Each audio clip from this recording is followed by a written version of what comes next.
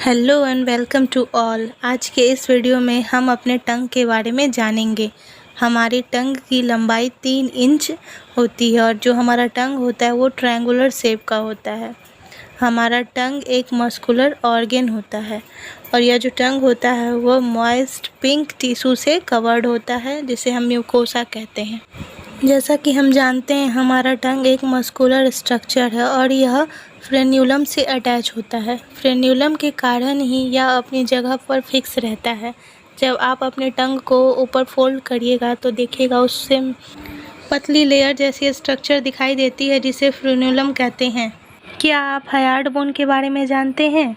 Hard bone जो होता है वह हमारे गले में होता है और यह हमारे टंग को होल्ड यानी पकड़े रहता है। जब इंसान को फांसी की सज़ा दी जाती है तो ये हार्ड बोन ही टूट जाता है जिसके कारण उस इंसान की मृत्यु हो जाती है। हमारे टंग पर जो छोटे छोटे दाने जैसे स्ट्रक्चर दिखते हैं यानी टाइनी बम्प्स दिखते हैं उसे पैपिला कहते हैं और ये जो पैपिला होता है इसी में टेस्ट बड्स होते हैं जिससे हमें खाने के स्वाद का पता चलता है। हमारे टंग पर 4 तरह के पैपिला दिखते हैं यानी पैपिला जो होते हैं वो 4 टाइप्स के होते हैं। फर्स्ट होता है फंगीफॉर्म पैपिला, सेकंड होता है फिलीफॉर्म पैपिला, थर्ड होता है foliate papilla and fourth one is circumvallate papilla. जिसमें से जो फंगीफॉर्म पैपिला होता है वो मशरूम शेप्ड का होता है और यह सबसे ज़्यादा मात्रा में हमारे टिप रीजन पे यानी आगे वाले एरिया में, हमारे टंग के आगे वाले एरिया में पाया जाता है। जो फिलीफॉर्म पैपिला होता है वो क्लब शेप्ड का होता है और वो ज़्यादातर रेड कलर को देखने को मिलेगा यानी बिल्कुल रेड कलर का दिखता है। और जो फोलिएट पैपिला होता है उसका स्ट्रक्चर लीफ लाइक स्ट्रक्चर होता है। ये जो पैपिला होता है ये हमारे टंग के किनारे में साइड में दिखते रहेगा, लीफ जैसे स्ट्रक्चर में दिखता है ये। और जो फोर्थ होता है सर्कमवैलेट पैपिला, यह जो होता है यह कप शेप्ड का होता है और यह सबसे बड़ा पैपिला होता है और यह हमारे टंग पर सबसे पीछे होता है। इन्हीं सारी पैपिला में हमारे टेस्ट बड्स प्रेजेंट होते हैं और इन टेस्ट बड्स के कारण ही हमें टेस्ट का पता चल पाता है। जैसे ही फूड हम खाते हैं वह टेस्ट पोर के पास जाता है तो वहाँ से वह सेंसरी सेल के पास जाता है और वहाँ से सेंसरी सेल सिग्नल पास करती है सेंसरी नर्व को और सेंसरी नर्व जो है वह सिग्नल पास करती है हमारे ब्रेन को और उसके बाद हम टेस्ट को आइडेंटिफाई करते हैं कि यह टेस्ट किस टाइप का है। अब हम जानेंगे कि हमारे टंग का कौन सा एरिया किस टेस्ट के लिए सेंसिटिव है।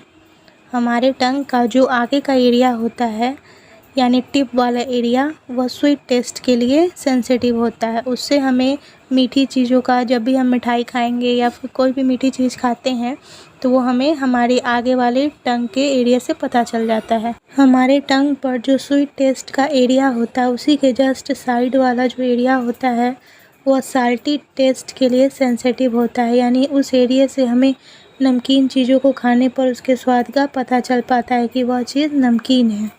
हमारे टंग पर साल्टी टेस्ट का जो एरिया होता है उसके जस्ट आगे और बिल्कुल टंग के साइड वाला जो एरिया होता है उसे सॉर टेस्ट के लिए यानी खट्टी चीज़ों को खाने पर हमें उसी एरिया से उसके स्वाद का पता चलता है।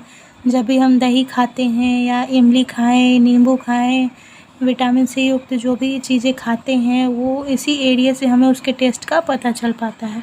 जैसा कि आप इस पिक्चर में देख रहे हो कि हमारे टंग पर जो सबसे बैक वाला एरिया है जो ब्लू कलर का दिख रहा है उसी एरिया से जब भी हम कोई भी कड़वी चीज़ खाते हैं जैसे बीटर हो गया, करेला और भी अन्य कोई भी कड़वी चीज़ खाते हैं तो इसी एरिया से हमें इसके स्वाद का पता चल पाता है।